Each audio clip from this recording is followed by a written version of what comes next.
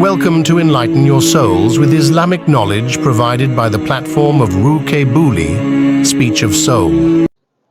نحمد ونصلي على رسوله الكريم أما بعد فأعوذ بالله من الشيطان الرجيم بسم الله الرحمن الرحيم وعن ابن عمر رضي الله تعالى عنه قال قال رسول الله صلى الله عليه وسلم لا تكسر الكلام بغير ذكر الله فإن كسرت الكلام بغير ذكر الله قسوة للقلب إن أبعد الناس من الله القلب القاسي۔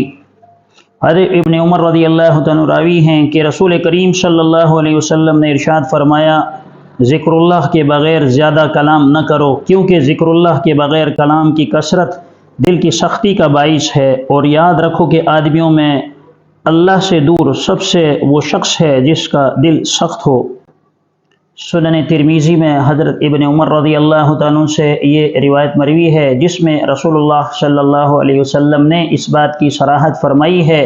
کہ تم اللہ تبارک و تعالیٰ کا ذکر کثرت کے ساتھ کیا کرو، کیونکہ اللہ تبارک و تعالیٰ کے ذکر سے انسان کا دل نرم پڑ جاتا ہے، اللہ تبارک و تعالیٰ کی رحمتیں اس طرف متوجہ ہو جاتی ہیں، اور اللہ تبارک و تعالیٰ اپنے بندے کو مختلف قسم کے انعامات سے نوازتے رہتے ہیں۔ اللہ تبارک و تعالیٰ کی طرف سے رزق کی فراخی کا دروازہ بھی کھل جاتا ہے۔ تو دوسری طرف اگر کوئی شخص فضول لغویات کے اندر مصروف رہتا ہے اور اللہ تعالیٰ کی ذکر سے غافل رہتا ہے تو نبی کریم صلی اللہ علیہ وسلم نے فرمایا کہ اس سے دل انسان کا سخت ہو جاتا ہے، اور یاد رکھو کہ اللہ تبارک و تعالیٰ کے ہاں وہ شخص بڑا مبغوض ہے، یعنی اللہ تبارک و تعالیٰ ایسے شخص کو پسند نہیں فرماتا جس کا دل جو ہے وہ سخت ہو اور اللہ کے ذکر سے غافل ہو۔ لہٰذا کوشش اس چیز کی کرنی چاہیے کہ زیادہ سے زیادہ انسان اللہ تبارک و تعالیٰ کا ذکر کرے، صبح بھی، شام کو بھی اور رات کے اوقات میں بھی، تاکہ دل کی نرمی کا وہ باعث بنے۔ اللہ تبارک و تعالیٰ ہمیں زیادہ سے زیادہ اپنا ذکر کرنے والا بنائے۔